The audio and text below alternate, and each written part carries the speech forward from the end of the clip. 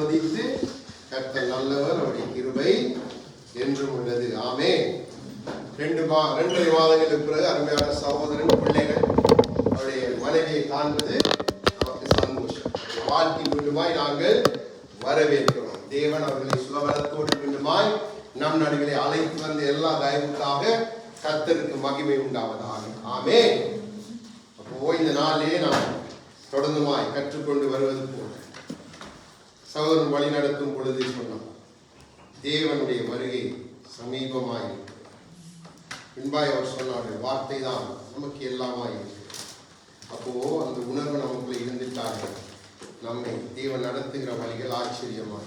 ஆகவே இந்த நாளிலும் தேவன் நமக்கு என்னத்தை கற்றுக் கொடுப்பார். மிக முக்கியமான ஒரு காரியத்தை பேச வந்திருக்கிறேன். புரிந்து கொள்வது சற்று கடினமாக இருந்தாலும் நான் நிதானித்து உங்களுக்கு அதை புரிந்து கொள்ள ஆவியானவர் உதவி செய்வாரா. ஏனென்று சொன்னால் நமக்கு எல்லாத்தையும் ஆண்டவர் தந்திருக்கிறார், சகலத்தையும் தந்திருக்கிறார். அது ஒன்றிலும் குறைவில்லாமல் நிறைவாய் தந்திருக்கிறார். இந்த பூமியை நிறைவுள்ளதாய் கண்டு மனிதனுடைய கரத்திலே கொடுத்த கர்த்தர். அப்போ இதையெல்லாம் எதற்காக செய்தார்? இப்போ இதையெல்லாம் செய்து முடித்தவர் ஒவ்வொரு காலங்களை கடந்து நம்மை எந்த காலத்துக்குள்ளே கொண்டு நிறுத்தி இருக்கிறார். அந்த காலத்தினுடைய குணாதிசயம் தான் என்ன?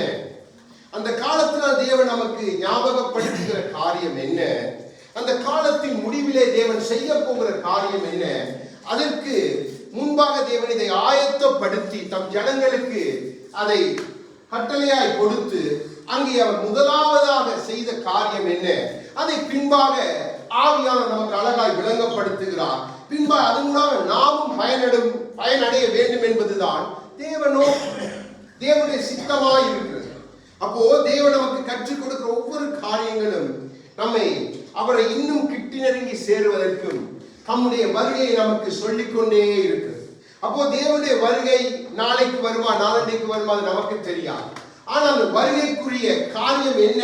அது இப்போ நம் மத்தியிலே வெளிப்பட்டு விட்டதா என்றால் இன்னும் நிறைவேறாத ஒரு காலம். ஏன்னா தேவன் பாருங்க, பாஸ்காவை நிறைவேற்றி விட்டார், அப்படி சில காரியங்களை நிறைவேற்றி விட்டார். ஆனா இதை வாக்கு பண்ணினவர் இன்னும் நிறைவேற்ற இல்லை. இதை இனித்தான் நிறைவேற்ற போறார். இது மிக முக்கியமான ஒரு காலம் எனக்கும் உங்களுக்கு. இது ஒரு முக்கியமான கட்டம். தேவ பிள்ளைகள் யாவரும் இதுல யாரும் தப்பி போக கூடாது. நாம் இதிலிருந்து விலகிட்டோம் என்று சொன்னா நம்முடைய ஆத்மாவை நாம் இழந்து போகிற ஒரு காரியத்துக்குள்ளே போய்விடும். அப்போ தேவன் எதை செய்தாலும் அதிலே ஒரு நோக்கத்தை வைத்து செய்கிறார். இன்னைக்கு நாம் பார்க்க போகிற காரியம் என்ன?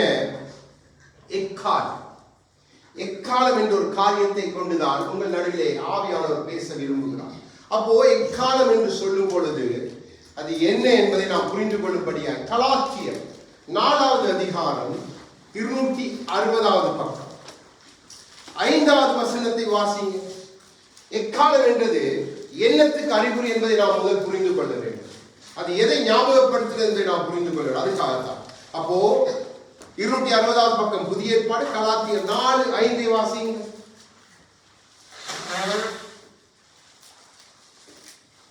கலாத்தியர் 4வது அதிகாரம். காலம் நிறைவேறின போது தீரத்துக்கு பிறந்தவர் நியாயப்பிரமாணத்துக்கு கீழானவருமாகிய தம்முடைய குமாரனை தேவன் அனுப்பினார். எக்காலம் என்பது ஒரு காலத்தின் நிறைவேறுது, ஒரு காலத்துக்கு ஞாபகக்குறியா இருக்கிறது. அப்போ தேவன் கூட அதன்படிதான் தன் கிரியைகளை செய்து கொண்டிருக்கிறார். அப்போ அந்த எக்காலம், அந்த காலம் நிறைவேறின பொழுது தேவன் தம் குமாரனை இந்த பூமிக்கு அனுப்பினார். அப்போ எக்காலம் என்பது ஒரு நிறைவேறுகிற ஒரு காலம். காலத்திலே நிறைவேற வேண்டிய ரகசியம் உண்டு. இதையெல்லாம் நாங்கள் வார்த்தைகளை பார்க்க போகிறோம். அது எங்கு நிறைவேறுகிறது, தேவன் அதை எப்படி நிறைவேற்ற போகிறார், இதை நாம் புரிந்து கொள்ளாம இன்னைக்கு தேவ பிள்ளைகள் நம் தற்காலிகமாய் நாம் பெற்றுக்கொள்கிற காரியங்களுக்கு நேராக நம்முடைய இதயத்தை, நம்முடைய கண்களை திருப்பி விட்டபடியினால் தேவன் நமக்கு வைத்திருக்கிற அந்த மேன்மையான ஆசீர்வாதத்தை, அந்த மேன்மையான காலத்தை நாம் புரிந்து கொள்ள முடியவில்லை. இதற்கு இன்னொரு வசனத்தை நான் உங்களுக்கு கோடிட்டு பின்பாய் வீட்டிலே வாசித்துக் கொள்ளுங்க. அப்போஸ்தலர் 2வது அதிகாரம் 1வது வசனம். அதிலே நாள் வந்த போது, பெந்தெக்கோஸ்து என்னும் நாள் வந்த போது, அப்போ அது அந்த பொழுது அங்கே அவர் தம்முடைய ஆவியானவரை இறக்குகிறார். இங்கே குமாரனை அனுப்புகிறார். காலம் நிறைவேறின பொழுது பின்பாக அந்த காலம் நிறைவேற அடுத்த காரியம் செய்து தம்முடைய ஆவியானவரை அனுப்புகிறார். இதெல்லாம் ஒவ்வொரு காலத்தின் நிறைவேறுது. இவையெல்லாம் நமக்கு ஞாபகக்குறி. அப்போ இதை நாம் சற்று ஆழமாய் பார்த்து தேவன் இதுக்குள்ள வைத்திருக்கிற ஒவ்வொரு காரியங்களையும் நாம் புரிந்து கொள்ள வேண்டும். அதற்காகத்தான் இந்த 2 வசனத்தை உங்களுக்கு காண்பித்துக் கொடுத்தேன். எக்காலம் என்றால் என்னன்னு நீங்க முதலாவது புரிந்து கொள்ளணும். அப்போ அதை இன்னும் கொஞ்சம் புரிந்து கொள்ளும்படியா லேவியராகமம் பழைய ஏற்பாடு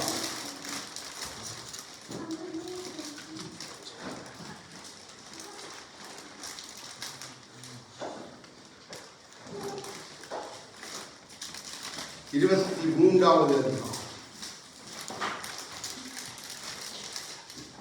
157வது பக்கம். அதிலே 24 25 வாசிங்க.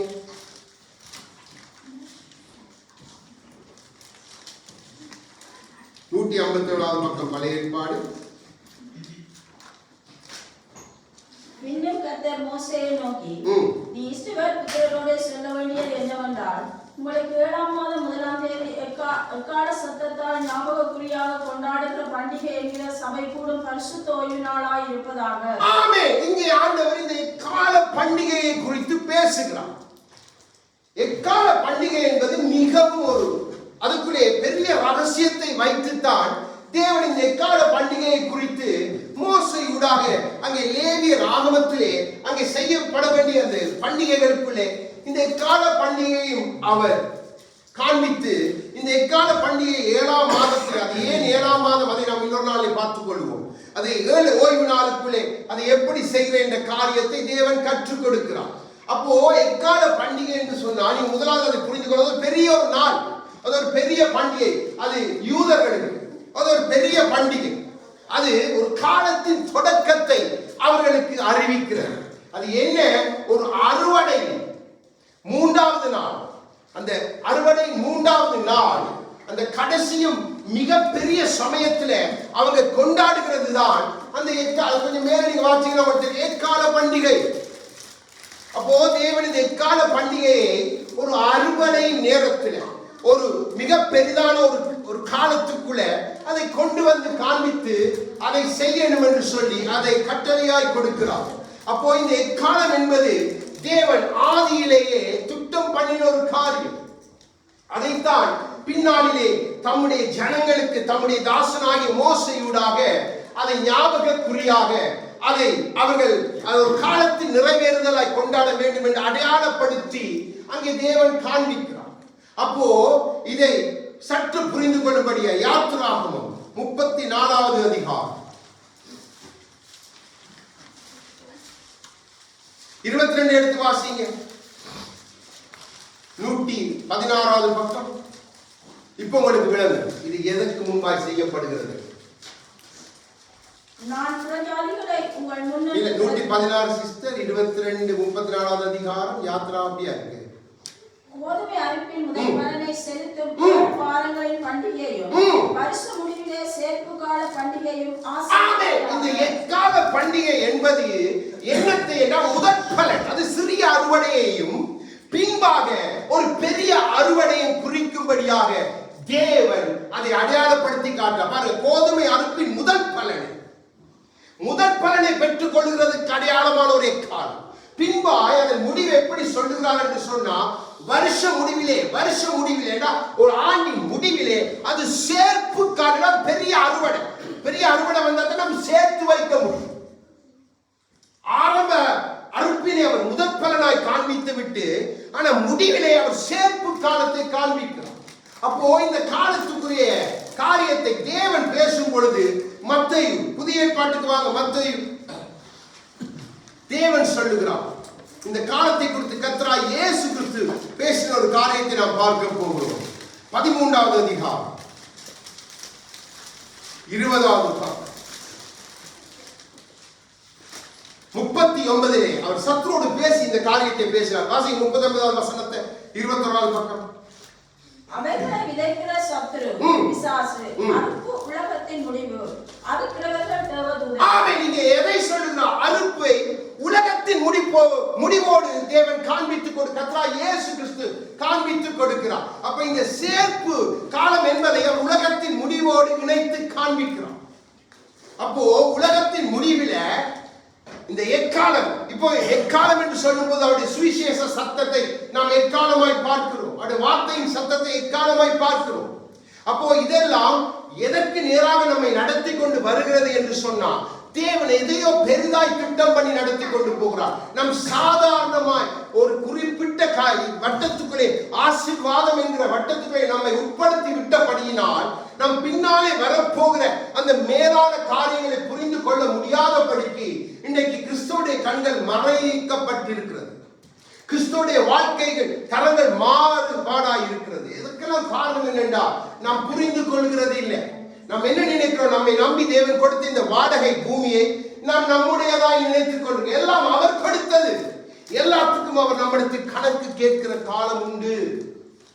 அப்போ தந்தவரைத்தான் நாம் மகிமைப்படுத்தணுமே அல்லாமல் அதை கொண்டு நாம் நம்மை மகிமைப்படுத்த கூடாது என்றுதான் தேவன் நமக்கு இதன் காரியங்களை நமக்கு காண்பித்துக் கொடு. இதை குறித்த அந்த எக்காலத்தை குறித்த சத்தம் பாருங்க. இன்னைக்கு அநேக தேவ பிள்ளைகள் மத்தியில எவ்வளவு வார்த்தைகளை பேசினாலும் கேட்கிறவர்கள் மிக குறைவு.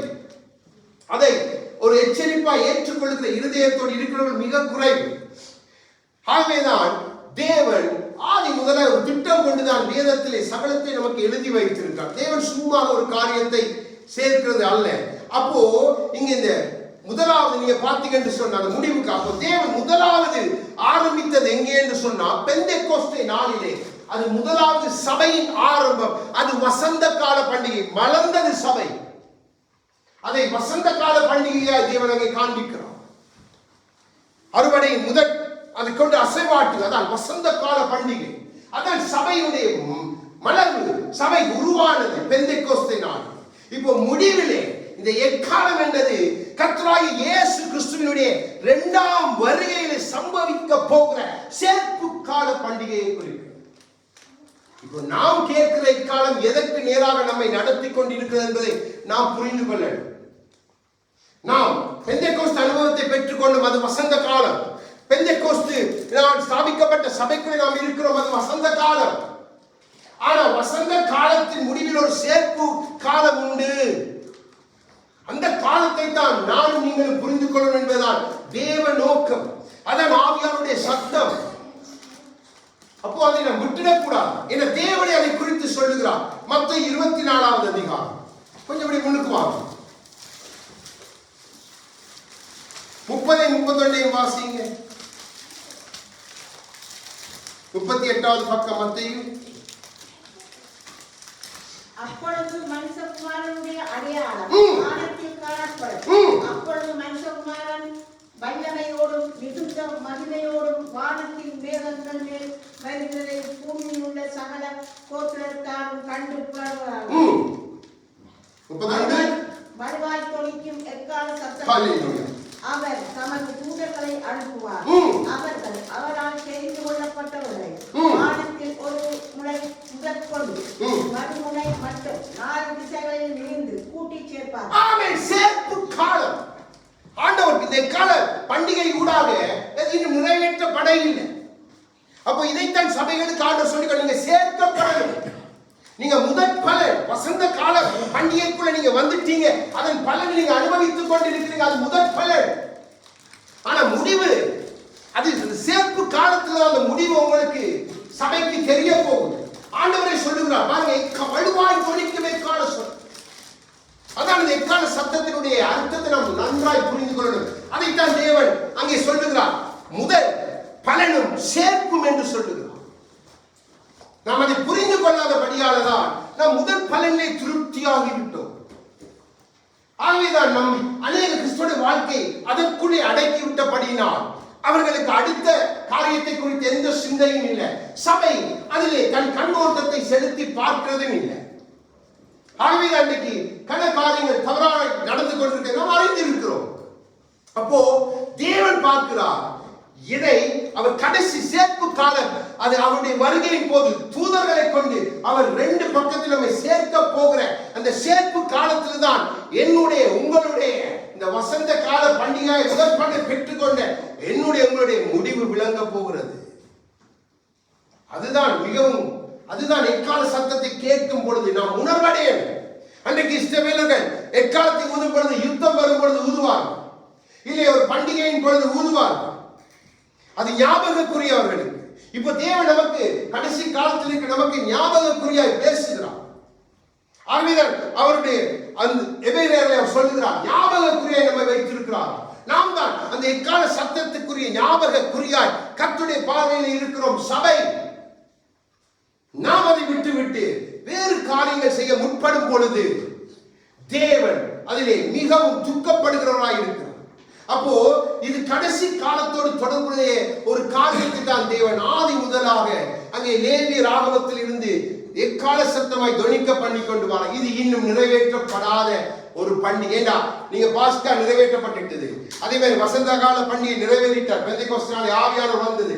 அதே மாதிரி ஒவ்வொரு சொன்ன பண்டிகையில அவர் எல்லாவற்றையும் இந்த பண்டிகை மாத்திரம் இன்னும் நிறைவேற்றப்படவில்லை. தேவன் என்ன சொன்னார்? எல்லாம் நிறைவேற்றப்படும். எல்லாத்துக்கும் ஒரு முடிவு உண்டு, நிறைவேறல் உண்டு. அப்போ அதை நாம் புரிந்து கொள்ளாவிட்டால் நாம் நம்முடைய வாழ்விலே தவறாக தேவனோடு நடக்க முற்படுவோம். இப்போ இதை கொஞ்சம் சற்று இன்னும் அழகாய் புரிந்து கொள்ளும்படி 1 கொரிந்தியர் 15வது அதிகாரம். இங்கே பவுல் சொல்லுகிற காரணம் 15வது அதிகாரம் 1 கொரிந்தியர் 15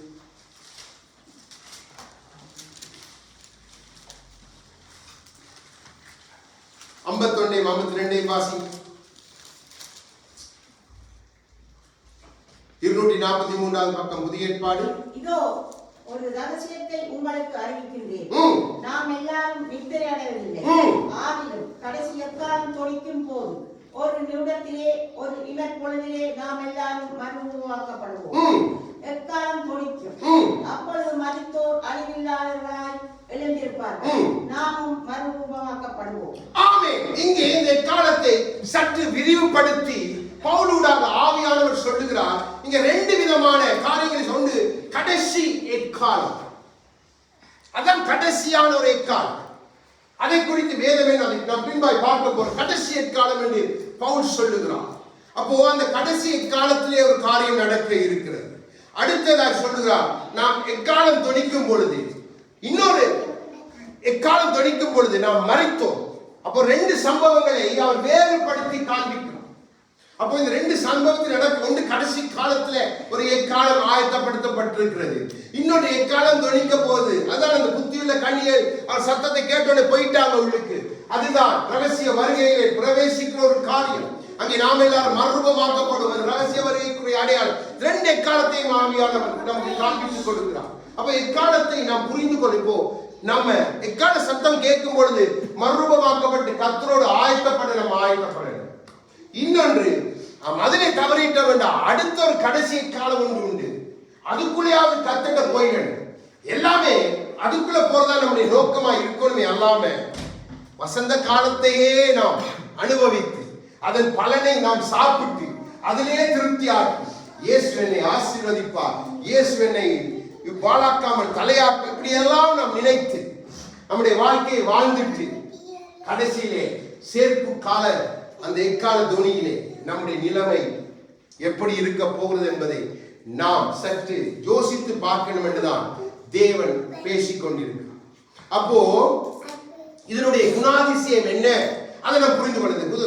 இந்த எக்கால சத்தத்தினுடைய தன்மை, இந்த எக்கால சத்தத்தை தேவன் ஏன் தொனிக்க போறார், இவ்வளவத்தை நமக்கு தந்தவர் இதை ஏன் விசேஷித்த காரியமாய் வைத்து நம் நடுவிலே தொனிக்க பண்ணுகிறார். வார்த்தையூடாக சுவிசேஷத்தின் ஊடாக அவர் அதை தொனிக்க பண்ணி கொண்டிருக்கிற நோக்கம் என்ன, அதை பண்டிகையை அடையாளப்படுத்தி அவர் செய்து கொண்டிருக்கிற நோக்கம் என்ன? நோக்கம் ஒன்றுதான், அதை பார்க்கும்படியாக.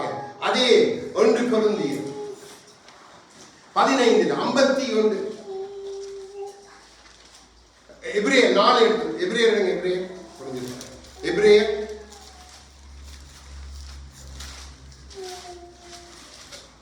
எபிரேயர் இதை குறித்து அழகாய் சொல்லுகிறார். எபிரேயர் 4வது அதிகாரம் 8-9 வாசிங்க. யோசுவா அவர்களை இளைப்பாறுதலுக்கு உட்படுத்தியிருந்தார். பின்பு அவர் வேறொரு நாளை குறித்து சொல்லி இருக்க மாட்டார். ஹல்லேலூயா. ஆகையால் தேவனுடைய ஜனங்களுக்கு இளைப்பாறுகிற காலம் இனி வருதாயிருக்கிறது. ஆமென். இதுதான் அதன் குணாதிசயம் என்ன, இந்த எக்காலத்தினுடைய நோக்கம் தன்மை என்ன, நம்மை இளைப்பாறுகிற காலத்துக்குள்ளே அவரோடு சேர்க்கிறது. அதான் அந்த சேர்ப்பு காலம். முதற் பலனாய் அவர் நமக்காக மரித்து உயிர்த்தெழுந்தார். அதுதான் சபையின் வசந்த கால வளர்ச்சி, சபையினுடைய தொடக்கம். ஆனா சேர்ப்பு காலத்துக்குள்ள தான் நாம் வரணும் என்றுதான். தேவன் அப்படி நாம் ஞானஸ்தானம் எடுத்தோன்னே நம்முடைய வாழ்க்கையை முடித்து விடவில்லை, நம்மை வாழ விட்டு இருக்கிறார். நாம் வாழுகிற பூமி அவருடையது.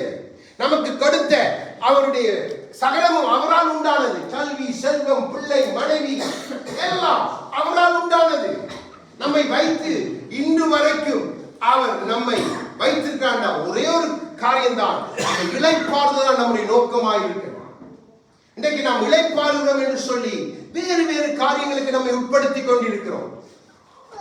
தவறாக கிறிஸ்தவம் போய்கொண்டிருக்கிறது நமக்கு தெரியும். நாம் எல்லாரும் அதை பார்க்கிறோம், கண்கூடாய் பார்க்கிறோம். நடக்கிற சம்பவங்கள் நமக்கு நன்றாக தெரிகிறது. தேவன் பார்க்கிறார், தான் விரும்புகிற பிள்ளைகள் அந்த இளைப்பாறுதலுக்குள்ள பிரவேசிக்கணும் என்றுதான் தேவன் நம்மை அதற்கு நேராக நடத்தி கொண்டிருக்கிறார். அப்போ இது 9:10 திருப்பி வாசிங்க அதே அதிகாரத்தில். ஆகையால் தேவனுடைய ஜனங்களுக்கு இளைப்பாறுகிற காலம் இனி வருதாயிருக்கிறது. ஏனெனில் அவருடைய இளைப்பாறுதலில் பிரவேசித்தவன் தேவன் தம்முடைய கிரியைகளை முடித்து ஓய்ந்தது போல காலம் தன் கிரியைகளை முடித்து ஓய்ந்திருப்பார். ஆமென். இந்த பூமியில நம்முடைய இளைப்பாறுதல் சற்று நேரம் தான். தூங்கினாலும் நம்ம அடுத்த நாள் எழும்பி நம்முடைய கிரியைகளை ஆரம்பிக்க வேண்டியதா இருக்கிறது. இல்லை, நம்ம ஒரு சந்தோஷமா ஒரு காரியம் கூடி பேசிக் கொண்டிருந்தாலும் அது சற்று நேரம், அதன் பின்பாய் அவர்கள் தங்களுடைய கிரியைகளை செய்ய வேண்டியதா இருக்கிறது. ஆனா இங்கே வேதம் நமக்கு இந்த இளைப்பாறுதல் காலத்தை அடையாளப்படுத்தி அழகாய் காட்டுற தேவன் தன் கிரியைகளை எல்லாம் முடித்தார். ஏன்னா தேவன் ஆதியில கிரியைகளை முடித்து விட்டு அவர் சந்தோஷப்பட்டு அதிலே களி கூர்ந்தார் என்று வேதம் சொல்வது. இளைப்பாறுதல் நமக்கு களி கூறுகிறதாய் சந்தோஷமாய் இருக்க போகிற இளைப்பாறுதல். நாம் எந்த கிரியையும் அதன் பின்பாய் செய்ய போகிறதே இல்லை. அதற்காகத்தான் தேவன் இந்த எக்கால சத்தத்தை, இந்த முதற் பலனையும் சேர்ப்பையும் குறித்து தேவன் பேசிக்கொண்டு வருவதன் நோக்கம், நானும் நீங்களும் எதற்கு நேராக நடத்தப்பட்டு போய்கொண்டிருக்கிறோம் என்பதை நானும் நீங்களும் புரிந்து கொள்ள வேண்டும். அப்போ இது தேவன் நமக்கு இனி செய்ய போகிற காரியம். அப்போ இதை தேவன் செய்கிறேன் என்று சொன்னால் அதுக்கு ஒரு நிறைவேறுதல் இருக்க வேண்டும். அதை பார்க்கும்படியாக வெளிப்படுத்தின விசேஷம் 10வது அதிகாரம். இன்னும் இந்த காரியம் நிறைவேறவில்லை, அதை நீங்கள் புரிந்து கொள்ள வேண்டும். அதுக்காக தான் சொல்லுகிறேன். 10:6 வாசிங்க. இனி காலம் செல்லாது, ஆனாலும் தேவன் தம்முடைய ஊழியக்காரராகிய தீர்க்கதரிசிகளுக்கு விசேஷமாய் அறிவித்தபடி தூதனுடைய சத்தத்தின் நாட்களிலே அவன் எக்காலம் ஊதப் போது நிறைவேறும் என்று. அல்லேலூயா. இப்போ இதைத்தான் நாம் பவுல் சொல்ற கடைசி காலம், கடைசியாய் ஜொலிக்க போகிற காலம். அந்த எக்காலத்துல தான் ஒரு ரகசியத்தை பவுலும் சொல்லுகிறார். ஒரு ரகசியம் காண்பித்துக் கொடுக்க, ரகசியம். அந்த ரகசியம் நிறைவேற்றப்படணும். அந்த ரகசியம் நிறைவேற்றப்பட்டால்தான் நாம் அந்த இளைப்பாறுதலுக்குள்ளே பிரவேசிக்க முடியும்.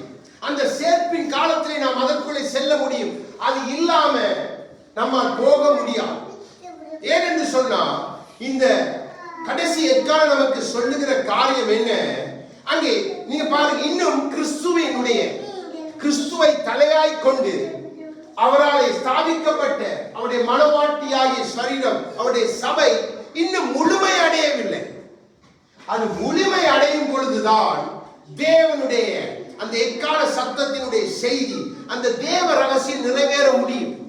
அதுவரைக்கும் நிறைவேற முடியும். அதைத்தான் கடைசி காலத்துக்கு அவர் தம் சபை நிறைவேற, சபை சரியாய் முழுமை பெறணும் என்றுதான் தேவன் அந்த காரியத்தை தாமதித்துக் கொண்டிருக்கிறார். அப்போ இப்போ அவருடைய சரீரம், எபேசியர் 3 எடுங்க. எபேசியர் 3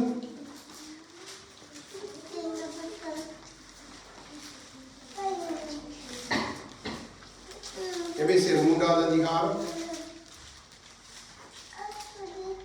4 6 வரைக்கும் வாசிக்கும்.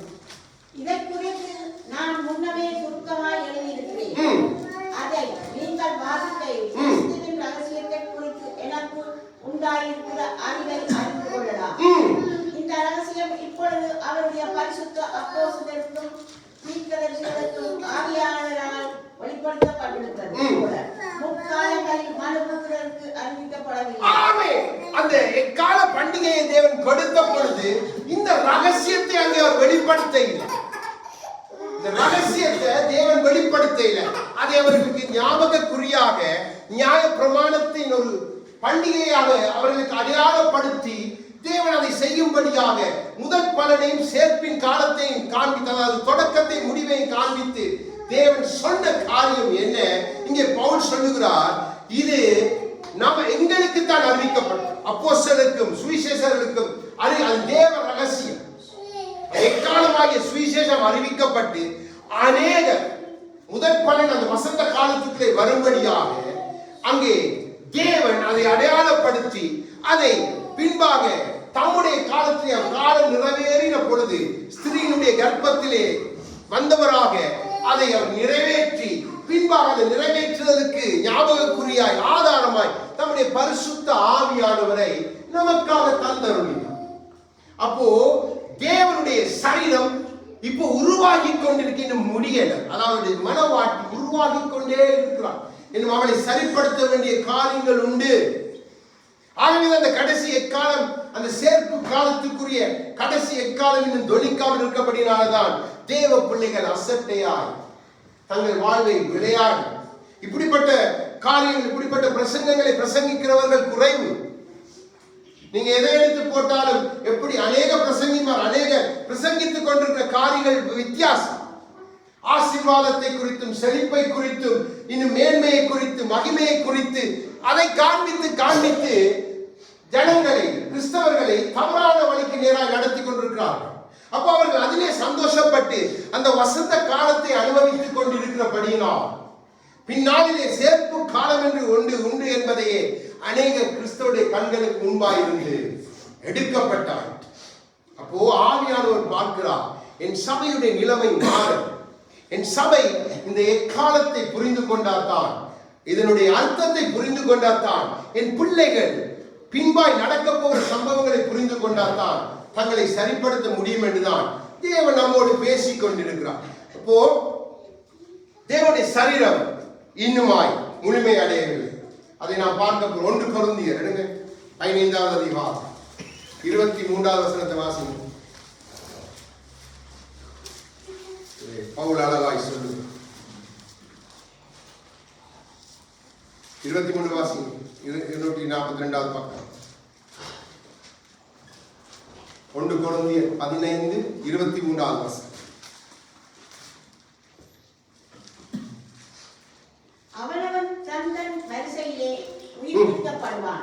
முதற் பலனானவர் பின்பு அவர் வருகையிலே அவருடையவர்கள் உயிர்ப்பிக்கப்படுவார்கள். அவருடைய வருகையிலே முதல் பலன் கிறிஸ்து முதல் பலன் அடைந்து வசந்த காலத்துக்குள்ளே நம்மை அழைத்து வந்து விட்டார். முதல் பலனானவர் அவர். அதனுடன் அந்த பலனை பெற்றுக்கொண்டு அந்த சந்தோஷத்துக்குள்ளே அந்த திருப்திக்கு நாம் பாடி துதித்தது போல மேலானதும் பேரன்பு உயிரினும் மேலானது ஆண்டவரே, அதைத்தான் என் முதற் பலனாகி எங்கள் மீது அன்பு கூர்ந்தீர், எங்களுக்கு அந்த அன்பை கொடுத்தி. அப்போ அந்த வசந்த காலத்துக்குள்ளே எங்களை அழைத்து வந்து விட்டீர். நாங்கள் உமக்குள்ளே பலனடைந்து நிற்கிறோம். ஆனா ஆண்டவர் அதோடு நிறுத்துகிறவர் அல்ல. தேவன் அதோடு, அது சபையின் தொடக்கம், முதல் பலன் சபையின் தொடக்கம் நான் சொன்னேன். ஆனா கடைசி எக்காலம் அவருடைய சரீரம் முழுமை அடைகிற நேரம். அந்த சரீரம் முழுமை அடைந்தால்தான் அவருடைய மனவாட்டியை அவர் தம்மோடு ஏற்றுக்கொள்ள முடியும். அந்த சரீரம் முழுமை அடைந்தால்தான் நாம் வரிசைப்படி உயிர்ப்பிக்கப்பட்டு அவருக்கு முன்பாக நிற்கும் பொழுது நாம் அவருடைய வலது பக்கத்தில் நிற்கிறவர்களாய் மாற முடியும். நாம் நினைக்க கூடாது முதல் பலனை பெற்றுக் கொண்டவன் ஞானஸ்தானம் ரட்சிப்பை பெற்றுக் கொண்டதனால் மாத்திரம் நாம் கிறிஸ்துவிடத்திலே போய்விடலாம் என்று நாம் நினைத்து நம்முடைய வழிகளை தவறாக கொண்டு போவோம். நம்முடைய வழிகளும் சரியா இருக்கணும் என்றுதான். ஏன்டா பாருங்க, ஒரு நீங்க ஒரு ஒரு செடியை எதையாவது ஒன்று நட்டீங்கண்டா ஆனா முதல் பலனுக்கு பின்பாக அதை இன்னுமா நீங்க கொத்தி எருப்போட்டு அதில் அதிக பலன் அடையும்படியாய் நீங்க அதற்காக அதிக பிரயாசப்படணும். அப்பதான் அது அதிக பலன் கொடுக்கும், அப்பதான் அது மிகுந்த கனி கொடுக்கும். அதே மாதிரி தான் இந்த சேர்ப்பு காலத்துக்குள்ள போகிற நாள் நீங்கள் அப்படி இருக்கணும். முதற் பலனை நாம் கொடுத்துட்டு அதோடு திருப்தி அடையக்கூடாது. நம்முடைய கடைசி நாள் வரைக்கும் நாம் அந்த சேர்ப்பு காலத்திலே அந்த இளைப்பாறுதலுக்குள்ளே பிரவேசிக்கத்தக்கவர்களாய்த்தான் நம்முடைய வாழ்வை வாழ்ந்து முடிக்கணும் என்பதுதான் தேவனுடைய விருப்பம். அதற்காகத்தான் அவர் இன்னும் பொறுமையாய் இருக்கிறார். அப்போ இந்த சரீரம் முழுமையடையல, இந்த சரீரத்தினுடைய ஆரம்பத்தை குறித்து வேதம் என்ன சொல்லுகிறது? வெளி 12 எடுங்க, வெளி 12 அதிலே அழகாக இதன் ஆரம்பம் சொல்லப்பட்டிருக்கிறது. யோவானுக்கு தேவன் காண்பித்த சம்பவம் 12 5 வாசிங்க.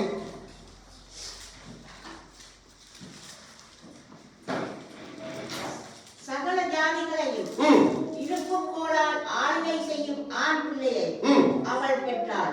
அவளுடைய பிள்ளை தேவனிடத்திலும் அவருடைய சிங்காசனத்திற்கும் எடுத்துக் கொள்ளப்பட்டது. ஆமென், ஆமென்.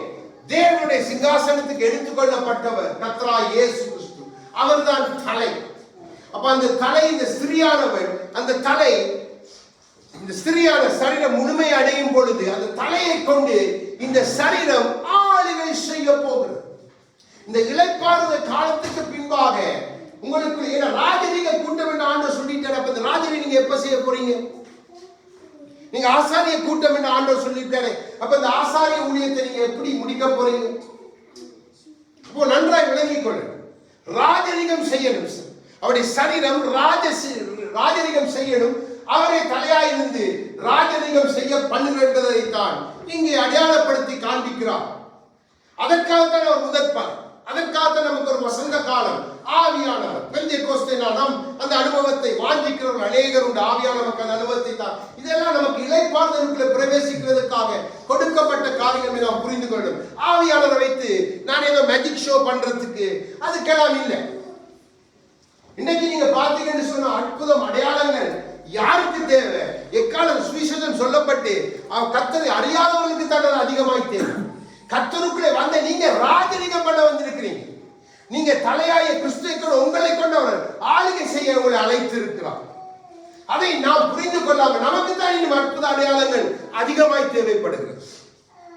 ஆனா பாருங்க, ஆண்டவர் தன்னுடைய வசனம் பிரசங்கிக்கப்பட்ட இடத்துல எல்லாம் அற்புத அடையாளங்களை செய்தார். அவர்கள் எல்லாம் ரட்சிக்கப்பட்டு சபையில சேர்க்கப்பட்டார் வேதம் சொல்லுகிறது. நன்றாக நீங்க விளங்கிக் கொள்ள. அதுல 10 பேர்ல 10 குஷ்டரோகிகளை அவர் சுஸ்தமாக்கி அனுப்பினப்பட ஒருத்தன் வந்தான், அவன் தேவனை பற்றி கொண்டான். அப்படித்தான் அப்ப தேவனுடைய அற்புத அடையாளம் யாருக்கு தேவை என்றால் அவருடைய தலையாகிய கிறிஸ்துவை விட்டுட்டு முண்டமா அழைகிற சரீரத்துக்கு தான் தேவை. நமக்கு அது தேவையில்லை. நம்மை அவர் அதற்கு நேராக நடத்தி நம்மை உள்ளே கொண்டு வந்து விட்டார். அதைத்தான் அழகாக வேதம் நமக்கு எபிரேயர்ல இருக்கிற 4ஆம் அதிகாரம் இந்த வசனத்தை பார்ப்போம்.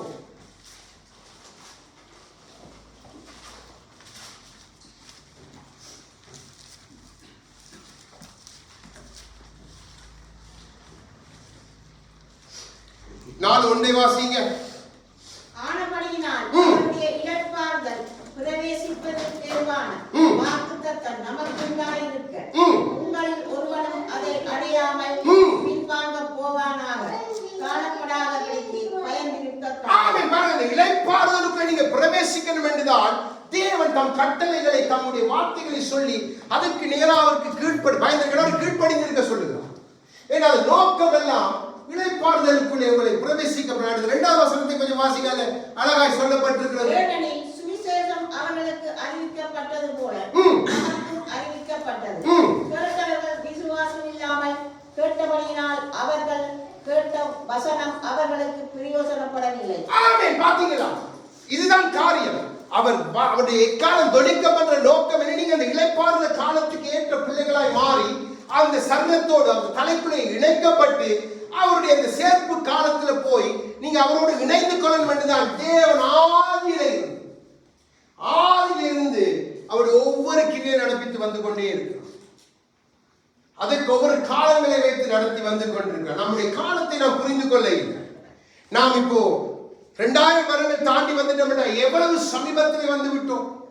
கடைசி இக்காலம் தொனிக்கிற அந்த அதோடு அவருடைய சர்வ முழுமையடைந்திருக்கும். அவர் தன்னுடைய மனவாட்டியை எடுத்துக்கொண்டு போய்விடுவார்.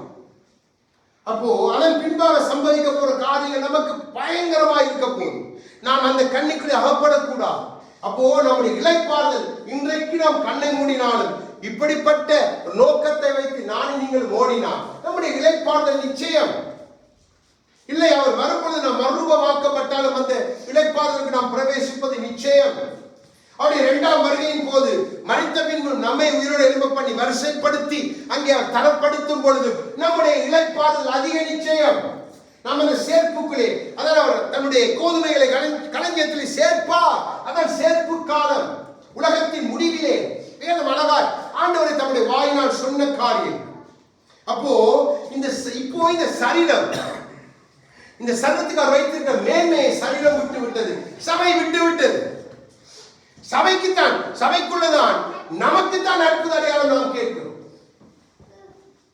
தேவன் சொல்லுகிறார், உங்களிடத்தில் அதிகாரம், ராஜரீகம் எல்லாம் நான் கொடுத்திருக்கிறேன், நீ ராஜரீகம் பண்ண. பாருங்க அழகாய் தானியேல் புத்தகம் காண்பித்துக் கொடுக்கிறேன். 7ஆம் அதிகாரம் 18 வாசிங்க. ஆனாலும் உன்னதமானவருடைய பரிசுத்தவான்கள் ராஜ்யத்தை பெற்று என்றென்றைக்கும் உள்ள சதா காலங்களிலும் ராஜ்யத்தை சுதந்திரித்துக் கொள்வார்கள். ஆமென். உன்னதமானவருடைய பரிசுத்தர்கள். பாருங்க, தீர்க்கதரிசியாகிய தானியேலுக்கு முடிவு காலத்திலே அந்த சேர்ப்பின் காலத்தின் பின் நடக்க போற சம்பவத்தை கர்த்தர் காண்பிக்கிறார். அதுதான் அந்த இக்காலம், அந்த சேர்ப்பின் காலம். ஆண்டவர் காண்பித்து சொல்லுகிறார், தம்முடைய பரிசுத்தவான்கள் அந்த உன்னதமானவரினால் ஆளுகை செய்யணும். சபை ஆளுகை செய்யணும். அவருடைய சரீரம் ஆளுகை செய்யணும். ஆனா இன்னைக்கு சபையை சாத்தான் ஆளுகை செய்கிறான். சபை பிள்ளைகளை சாத்தான் ஆளுகை செய்கிறான். தேவன் நோக்கம் வித்தியாசம். தேவன் உங்களை இளைப்பாறுதலுக்கு அழைத்து போவதற்கு முன்பாய் தேவன் செய்ய நினைத்திருக்கிற காரியங்கள் வித்தியாசம். ஆனா நம்முடைய தரம் கீழ்த்தரமான தரத்துக்கு நேராய் நம்மை விற்று போட்டு நிற்கிறோம். சபை தன்னை விற்று போட்டது. அப்போ தேவன் பார்க்கிறார், இந்த தரம் பிள்ளைகளுக்கு இருக்கக்கூடாது. அவருடைய நோக்கங்கள் பெரிது. அவர் தலையாகிய கிறிஸ்து நம்மை கொண்டு சரீரத்தை கொண்டு, அவரால் தலையால சரீரம் தேவை அவருக்கு ஆளுகை செய்ய, சரீரம் தேவை தன் சித்தங்களை நிறைவேற்ற, சரீரம் தேவை தன் திட்டங்களை நிறைவேற்ற. அதுக்குத்தான் சபை, அதற்குத்தான் வசந்த கால பண்டிகை முதற் பலர். அது நிறைவில் தான் சேர்ப்பு காலத்துக்கு இடையில முதற் பலனை பெற்று நானும் நீங்கள் செய்ய வேண்டிய காரியங்களை சபை தவறிக்கொண்டிருக்கிறது. அதிலே 13-14 வாசி. 7ஆம் அதிகாரம் தான் தானியேல். ராத்தரிசனங்களிலே நான் பார்த்துக் கொண்டிருக்கையில் இதோ மனுஷகுமாரனுடைய சாயலான ஒருவர் வானத்தின் தேவர்களுடனே வந்தார். அவர் மிகுந்த ஆயுசுள்ளவர். இடமட்டும் வந்து அவர் சமூகத்தில் கொண்டு வரப்பட்டார். சகல ஜனங்களும் ஜாதியாரும் பாசக்காரரும் அவரையே சேவிக்கும்படி அவருக்கு கர்த்தத்துவம் மகிமை ராஜகாரியமும் கொடுக்கப்பட்டது. அவருடைய கர்த்தத்துவம் நீங்காத நித்திய கர்த்தத்துவமும் அவருடைய ராஜ்யம் அழியாதவாயிருக்கும். ஆமென். இதைத்தான் தேவன் பரலோகத்துக்கு எடுத்துக் கொள்ளப்படும் பொழுது இந்த காரியத்தை தான் சொல்லுகிறார். வானத்திலும் பூமியிலும் சகல அதிகாரங்களும் எனக்கு கொடுக்கப்பட்டிருக்கிறது. போய் என்னுடைய எக்கால சத்தமாகிய சுவிசேஷத்தை தொனிக்க பண்ணி எனக்கு அவர்களை ஆளுகிறவர்களாய் சீசர்களாய் மாற்றி அவர்களுக்கு என் நாமத்திலே அந்த முதற் பலனின் தன்மை அந்த வசந்த காலத்துக்குள்ள அழைத்து வாங்க. அதான் ஞானஸ்தான். இதெல்லாம் நம்ம பெற்றுட்டு வந்துட்டு நமக்கு சபைக்குள்ள இருந்துட்டு நமக்கு அற்புதம் அடையாளம் நம்ம கிறிஸ்துட்ட போய் கேட்ட நம்ம தலை அவர் தான் தலை. அப்பா நமக்கு தரமாட்டேன்னு எங்கேயும் சொல்ல. இன்னைக்கு சபைக்குள்ள நீங்க பாருங்க, தீர்க்கதரிசனம் முழக்கிறது யாருக்கு? ரட்சிக்கப்பட்டு வந்திருக்கிறவங்களுக்கு. அவங்க ரட்சிக்கப்பட்டு வந்துட்டாங்க. அவங்களுக்கு எப்படிப்பட்ட தீர்க்கதரிசனங்களை சொல்றாங்க, இல்ல எப்படிப்பட்ட காரியங்களை சொல்லி கொடுக்கிறாங்க. நீங்க ஒரு சற்று யோசிச்சு பாருங்க. ரட்சிக்கப்பட்டு வந்தவர்களுக்கு ஆண்டவர் பார்க்கிறார், இவன் ரட்சிக்கப்பட்டு வந்துட்டான், முதல் பலனை பெற்று இந்த பலனுடைய தன்மையை இவன் வெளியில சொல்லணும், இவன் ராஜரிகம் பண்ணணும். அப்போ நம்ம அதை புரிந்து கொள்ளாம, நம்முடைய நிலையை நாம் புரிந்து கொள்ளாம சபையாக இல்ல தேவ பிள்ளையாக நாம் நிற்கும் பொழுது அந்த முதல் பலனை பெற்றதுனால் எந்த பிரயோஜனம் இல்லை. இன்னொரு எக்காலம் நமக்காய் வைக்கப்பட்டிருக்கிறது. அந்த காலத்துக்கு சமீபமாய் நாம் வந்து விட்டோம். எல்லாத்தையும் கொடுத்தவர் சும்மா கொடுக்கையில் என் பிள்ளைகள் எனக்காய் யாவையும் செய்வார்கள் என்றுதான் தேவன் கொடுத்து. இப்போ இந்த தரிசனம் பாருங்க, நேபுகாத்நேச்சர் கண்ட தரிசனத்துக்கு ஒப்பாய் தானியேலும் ஒரு தரிசனத்தை காண்கிறான். அங்கே தலைமுதல் பாதம் வரை ஒரு மிருகங்களாக ஒரு காரியங்களை எழுதி காண்பிக்கிறான். இப்போ தலையாகிய கிறிஸ்து ஆயத்தமாக இருக்கிறார். இப்போ சரீரம் ஒவ்வொரு காலத்தின் பொழுதும் ஒரு ராஜ்யம் எழும்பிட்டு, அதே மாதிரி தான் ஒவ்வொரு காலம் நிறைவேறி கடைசி காலமாகிய அந்த பாதம் எதை அடையாளப்படுத்துகிறது என்று சொன்னால் அவருடைய சபையை பாதம் அடையாளப்படுத்துகிறது. அதான் கடைசி ராஜ்யம். பாதம் கடைசி ராஜ்யம். ஆவிக்குரியதில் பேசிக்கொண்டு நல்லவளை கொண்டு சபையை அடையாளப்படுத்துகிறது. எப்படி என்று சொன்னால் யோசுவாவின் புத்தகத்தை கொஞ்சம் யோசுவாவின் புத்தகம் காண்பித்துக் கொடுக்கிறது. இந்த பாதம் எப்படி சபையை அடையாளப்படுத்துகிறது என்பது 10வது அதிகாரம் பின்பாக ஒரு வசனத்தை சொல்லும் பொழுது உங்களுக்கு விளங்கும். 10:24 யோசுவா 10வது அதிகாரம் 24வது வசனம். இங்கே ஒரு சம்பவம் நடக்கிறது. 282வது பக்கம். அவர்களை யோசுவாவிடத்திற்கு கொண்டு வந்த போது யோசுவா இஸ்ரவேல் மனுஷரை எல்லாம் அழைப்பித்து தன்னோடு கூட வந்த யுத்த மனுஷரின் அதிபதிகளை நோக்கி, நீங்கள் கிட்ட வந்து உங்கள் கால்களை இந்த ராஜாவுடைய கழுத்துகளின் மேல் வையுங்கள். அவர்கள் கிட்ட வந்து தங்கள் கால்களை அவர்கள் கழுத்துகள் மேல் வைத்தார்கள். இங்கே கால் என்ற பாதம், பாதத்தை அங்கே எதிர்த்து வந்த அத்தனை ராஜாக்களை கொண்டு வந்து தங்கள் பாதங்களுக்கு கீழ்ப்படுத்தி யோசுவா இளைப்பாறுதல காலத்துக்குள்ள இஸ்ரவேல் ஜனங்களை நடத்தினார் என்று வேதம் சொல்லுங்க. ஆனால் அது நிறைவேறல் என்று இங்கே பவுல் சொல்லுகிறார். அந்த காலத்தில் சம்பவித்த இந்த சம்பவம் எதை அடையாளப்படுத்துகிறது? பாதம், சத்துருக்களை மிதிக்கல். ஆகவேதான் ஆண்டவர் நமக்கு அதிகாரம் கொடுக்கிறார்.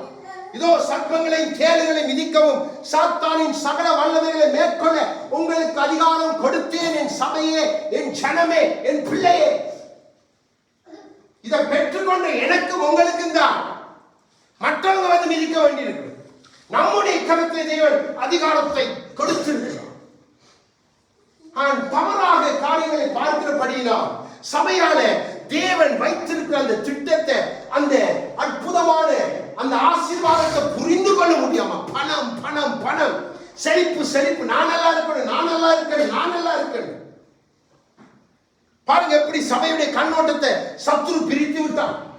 நாம் இந்த கண்ணோட்டத்துக்கு வந்துட்டாலே அது தானாய் வந்து அப்போஸ்தலர் பாதத்தில் போட்டது போல கர்த்தர் கொண்டு போடுவா. நாம் யாருக்கு கை நீந்த வேண்டியது இல்லை. ஏன் கையேந்துகிறது? தேவன் தம் சீசர்கள் அனுப்பின பொழுது பணப்பையை கொடுத்து அனுப்பவில்லையே. இதால் இன்னைக்கு ஊழியத்தை தூசிக்கிற நிலைமைக்கு ஊழியங்கள் போய்விட்டது. நன்றாய் விளங்கிக் கொள்ள. தேவ நோக்கம் அங்கே மறுதளிக்கப்படும் பொழுதுதான் சத்ரு அங்கே குழப்பத்தை ஏற்படுத்துகிறார். அதுதான் நாம் சரியாக புரிந்து கொள்ளணும் தேவ நோக்கத்தை. தேவன் தம்முடைய நோக்கங்களை அழகாக ஆகவேதான் ரோமர் 16:20 பவுல் சொல்லுகிற காரியத்தை எடுத்து வாசிங்க. அழகாய் பவுல் சொல்லுகிறான்.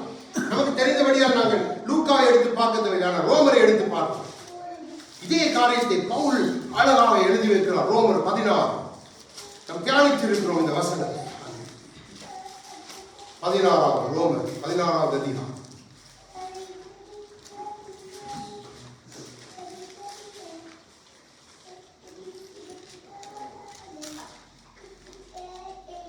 வாசிங்க. 16:20 வாசிங்க. 226 சமாதானத்தின் தேவன் சீக்கிரமாய் சாத்தானை உங்கள் கால்களின் கீழே நசுக்க போடுவார். நம்முடைய கர்த்தராகிய இயேசு கிறிஸ்துவுடைய கிருபை உங்களுடன் கூட இருப்பதாக. ஆமென். இதுதான் இளைப்பாறுதல் காலத்துக்குள்ள உங்களை பிரவேசிக்க பண்ண தேவன் கொடுத்த கிருபை நோக்கம். சபை சரீரம் சாத்தான காலங்களை போட்டு மிதிக்கட்ட அவருடைய சேவகர் அவனுடைய தீய செயல்கள், அவனுடைய தீய பேச்சுகள், அவனுடைய தீய நாட்டங்கள், நீங்க லிஸ்ட போடலாம். மாமிசத்தின் கிரியை எல்லாம் சபை மிதிக்கணும். ஆனா இன்னைக்கு சபைக்குள்ள இதெல்லாம் மேலோங்கி நிக்கிறேன். அப்ப இந்த சபை சேர்ப்பு காலத்துல எங்க போய் நிக்க போகுது? இப்படிப்பட்ட தேவ பிள்ளை முடிவு காலத்தில் முதற் பலனை பெற்று வசந்த காலத்தின் பலனை அனுபவித்து திருப்தியானவன் சேர்ப்பு காலத்தில் எங்க போய் நிற்க போறோம்?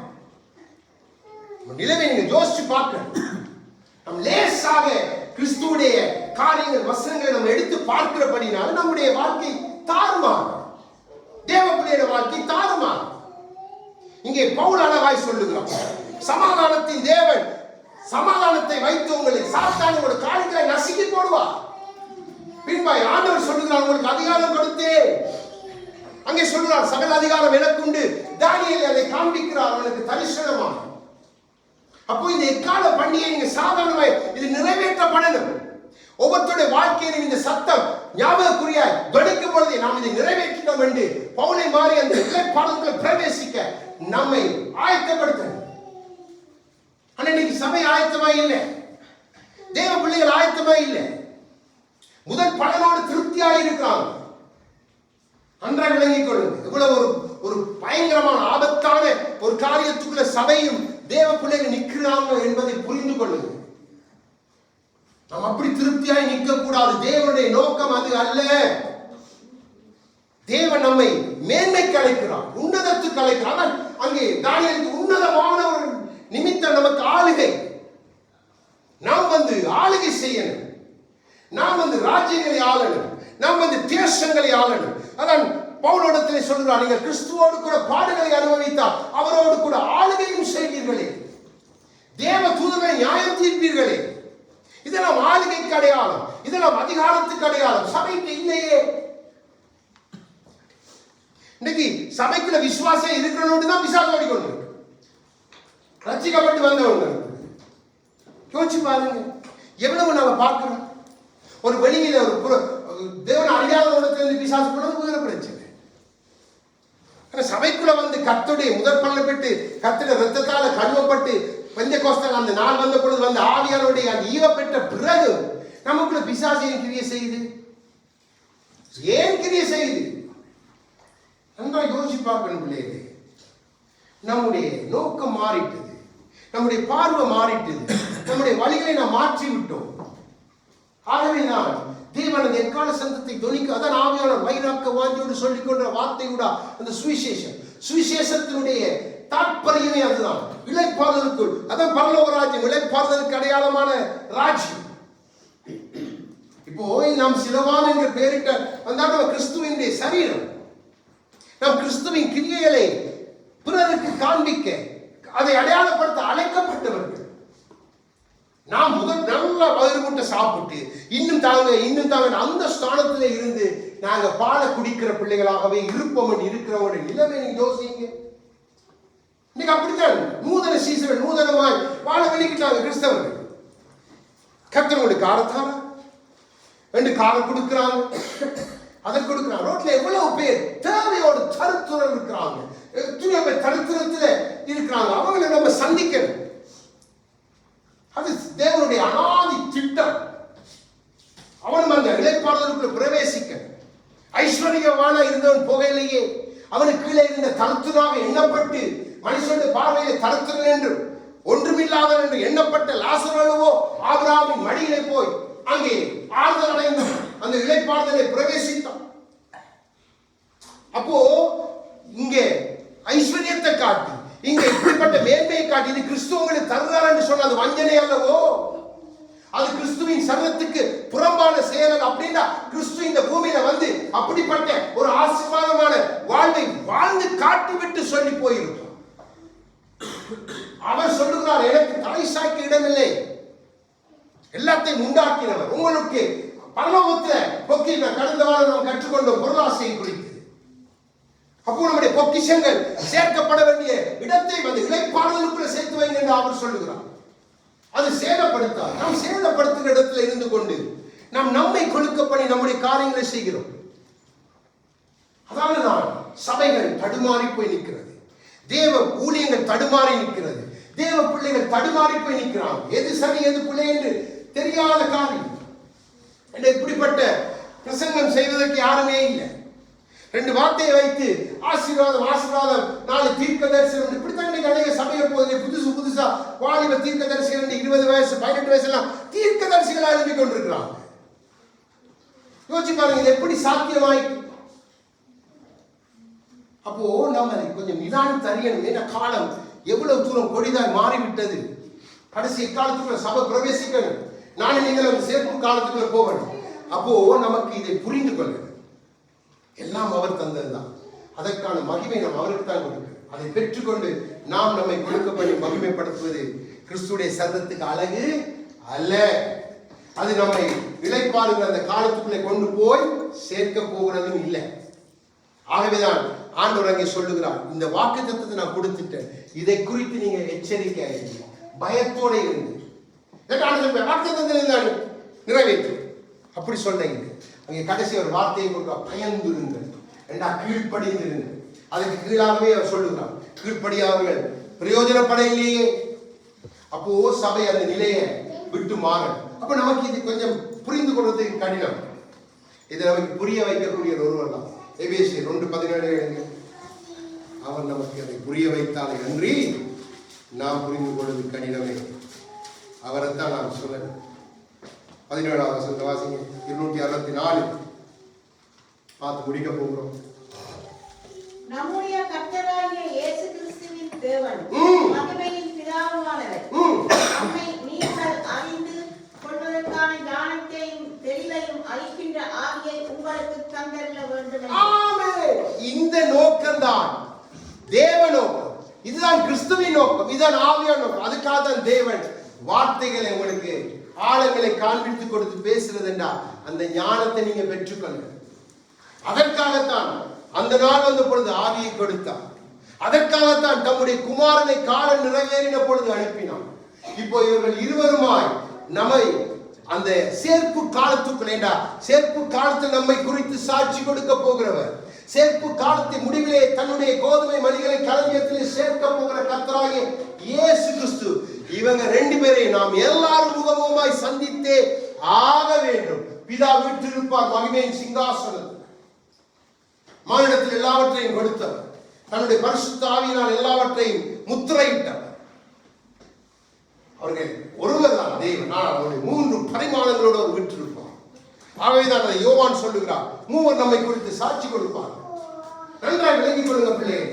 முதல் பலனை மாத்திரம் பெற்றுட்டு நான் ரட்சிக்கப்பட்டுட்டேன், நான் பரலோகத்துக்கு போயிடுவேன் நம்பி ஏமாறாதீங்க. இப்படிப்பட்ட பிரசங்கங்களை தயவாய் கேட்காதீங்க. அப்படிப்பட்ட பிரசங்கங்கள் இருந்தா காதை அடைத்துக் கொள்ளுங்க. இது உங்களுக்கு பின்னிலே உங்க ஆவியை பழுதாக்கி போடும். இது தவறான பிரசங்கம், இது தவறான வழி நடத்த. எனக்கு அப்படி தெரியுது. இன்றைய துறந்தால் அப்படியே லைன்ல வர்ற எல்லாம் இன்னைக்கு பெரிய பெரிய ஊழியக்காரர் கூட மந்தையுடைய நிலையை அறியாம பேசிக் கொண்டிருக்கிறார். அதுதான் பரிதாபம். நல்ல மேய்ப்பன் மந்தையுடைய நிலையை அறிந்ததை நன்றாக அதற்கு வேண்டிய இதை கொடுப்பான். இங்கே மேய்ப்பர்கள் மயிர் கத்தரிக்கிறவர்கள். நல்ல மேய்ப்பன் மந்தையை போஷிப்பான், மயிர் கத்தரிக்க மாட்டான். மயிரை எதுக்கு கத்தரிக்கிறான்? நாவால போல சேர்த்து வித்து பணம் சம்பாதிக்க. அதான் ஆண்டவரை கடிந்து கொள்ளுகிறார். நல்ல மேய்ப்பர்கள் அப்படி செய்யறதல்ல.